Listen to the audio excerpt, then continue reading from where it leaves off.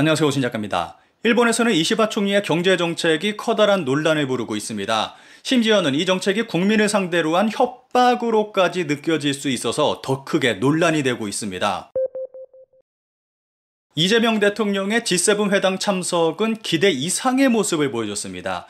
지난 정권과는 비교할 수 없을 정도의 모습입니다. 모든 정상과 웃는 모습으로 대화하면서 친근한 모습을 보여줬습니다.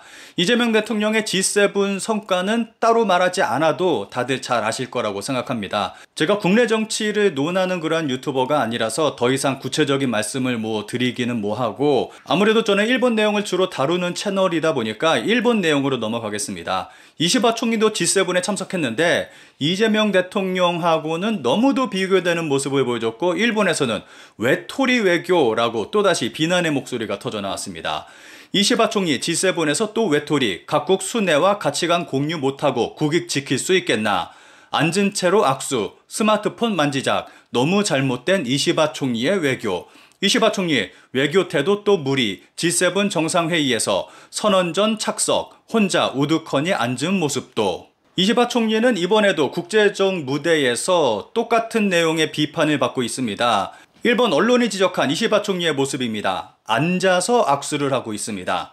그리고 앉으라는 말도 없었는데 혼자 먼저 자리에 앉고, 게다가 혼자서 쓸쓸하게 앉아 있습니다. 다른 정상과도 잘 어울리지 못하는 모습도 보여줘서 비난의 목소리가 나온 것입니다. 이시바 총리는 확실히 외향적이지는 못한 성격 같습니다. 기사에 달린 댓글이 굉장히 재밌습니다. 이시바 씨의 경우 태도의 문제가 아니라 일본어밖에 모르기 때문에 상대방의 말의 의미도 모릅니다. 그래서 무례한 일이 있었는지도 모르는 거예요. 향후 일본 총리 등의 대신을 결정할 때는 영어를 제대로 할 수 있는 조건으로 뽑아줬으면 좋겠네요. 회의 중 귀로 일본어 통역을 듣는 건 이시바 씨밖에 없습니다. 외국 대표는 영어권 이외의 사람도 모두 영어로 말하고 있었습니다. 이건 말이야 오타쿠 기질의 이시바 씨에게는 무리예요. 알려줘도 의미가 없어요. 이런 종류의 외교 장소에서 잘할 수 있는 것은 그 사람이 가진 성격이나 기질, 지금까지의 경험치 등에서 의외로 분명하게 나누어집니다. G7에서 이시바 씨의 외톨이 모습은 나까지 얼굴이 빨개졌다. 이시바 씨는 국내에서조차 친구가 없고 커뮤니케이션에 문제가 있는 것으로 알려져 있다. 모처럼 아베 총리가 쌓은 해외 정상과의 관계도 리셋되어 버렸구나. 앞으로 총리가 될 사람은 영어 정도는 좀 할 수 있는 사람을 뽑지 않으면 곤란하다. 그런데 이러한 이시바 총리의 모습은 성격적인 부분이라고 생각할 수 있는데, 정책적인 부분에서 최근 정말 큰 위기를 맞고 있습니다. 우선 자민당의 상황을 먼저 살펴보겠습니다. 이시바 내각에 대한 기대는 어떻게 변했나요? 라는 야후재팬에서 실시 중인 설문조사입니다. 결과를 보면 전혀 기대하지 않는다 라는 답변이 90%를 넘었습니다. 이전 이시바 총리가 되기 전에는 설문조사에서 항상 총리 후보 1위에 올랐던 사람이 이시바 총리입니다. 그런데 정작 총리가 되고 난 이후에 지지율이 공두박질 치고 있습니다. 이와는 반대되는 모습을 보여주는 사람이 있습니다. 최근 일본에서 실시한 다음 총리로 적당한 사람은 누구냐라는 설문조사에서 펑클색자 고이즈미 농수산 장관이 1위에 올랐습니다. 이번에 펼친 쌀 정책으로 일본에서는 큰 인기를 얻고 있고 차기 총리 설문에서 1위에 오르기까지 했습니다. 여기서 자민당의 심정은 복잡합니다. 일본에서는 7월에 참의원 선거가 있는데 이시바 내각의 지지율은 바닥으로 내려앉은 반면 코이즈미의 지지율은 하늘 높이 치솟고 있습니다. 이러한 현실에서 표가 어떻게 움직일지 예측하기가 힘든 상황에 있습니다. 최근 일본에서는 감세에 대한 목소리가 높습니다. 그 이유가 소득은 낮은데 세금은 높기 때문입니다. 보시는 그림은 연도별 일본의 국민 부담률을 나타낸 그래프입니다. 국민 부담률을 한마디로 말한다면 내가 얻은 수익에서 얼마만큼 국가에 내느냐를 말합니다.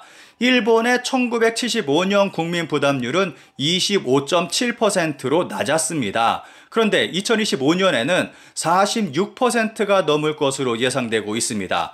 일본은 이미 2년 전쯤 48%까지 올라가기도 했습니다. 그러니까 일본의 국민 부담률은 거의 50% 정도 되는 것입니다.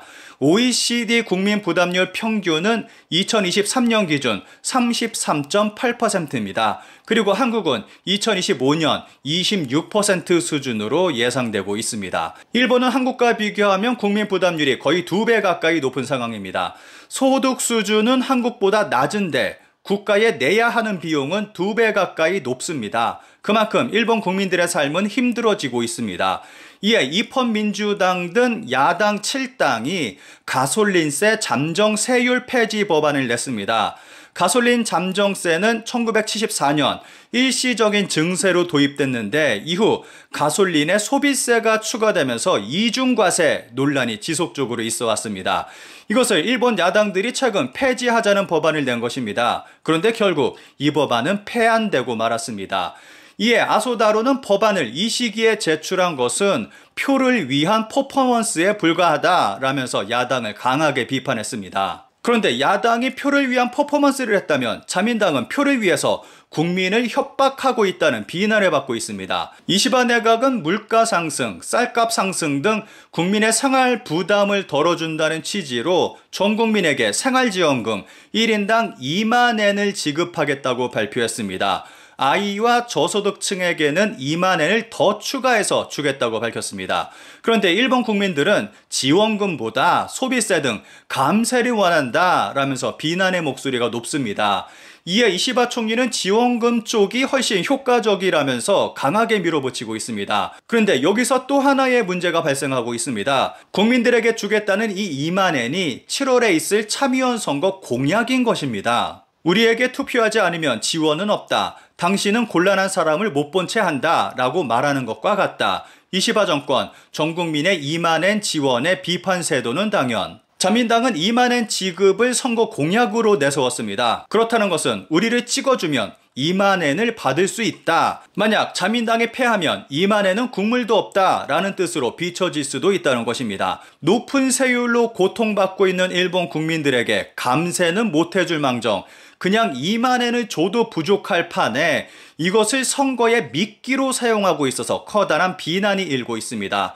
관련 기사에 달린 일본 네티즌들의 반응을 짧게 살펴보겠습니다. 솔직히 우습게 본다고밖에 생각되지 않는다. 물가가 이렇게까지 올라 전기료도 식료품도 매일 조마조마한데 단돈 2만 엔이 후하다니 국부금이 고마운 것은 확실하지만 그걸로 충분하지? 라고 하는 태도는 납득되지 않는다. 근본적인 대책이 보이지 않은 채 선거 전에만 나눠주고 표를 사려는 것처럼 보이는 것은 자신이다. 이시바 씨는 당수 토론 시 세수 상승분을 국민에게 환원하는 재정 상황이 아니라고 자신의 입으로 말했다. 생각해보면 현금 급부 등은 정부가 진심이 되면 추경 논의에서 보통 하면 되는 것으로 원래 선거 공약으로 내걸 정도의 일도 아니다. 정치인의 정책 입안 능력에 의구심이 들 수밖에 없고 비과세 가구를 우대해 납세자나 현역 세대를 뒤로 미루는 정부는 그저 불신감밖에 안 든다. 세대 간 분단과 갈등을 부추길 게 아니라 일하는 세대에 대한 공평한 환원책을 정부가 생각해 주길 바란다. 정말 변하지 않으면 안 되는 것은 자민당도 아니고 국회의원도 아니고 우리 국민 유권자다. 애초에 자민당의 정책이 불러온 쌀 문제인데 같은 자민당의 고이즈미가 조금 눈에 띄니까 곧바로 지지율이 오른다든가 국민의 사고가 너무 단순하다. 반수 이상의 유권자가 투표에 가지 않는 상태에서는 아무것도 변하지 않는다. 투표하러 갑시다. 사실상 표 매수, 돈으로 인심을 움직일 뿐 정책으로서 좋다고는 할 수 없다. 자민당, 공명당에게 투표하는 사람들은 이를 긍정하고 있다는 점에서 일본 국민 총의로서는 납득하고 있는 사람이 많다는 것일 것이다. 통일교의 관계도 돈과 표였다. 중국 기업이나 업자와의 관계성도 지적되고 있지만 그것도 돈과 이권. 국민이 성장하고 세습 정치인을 없애 돈으로 움직이는 것을 간파하지 않으면 나라를 부유하게 하는 정치는 있을 수 없다.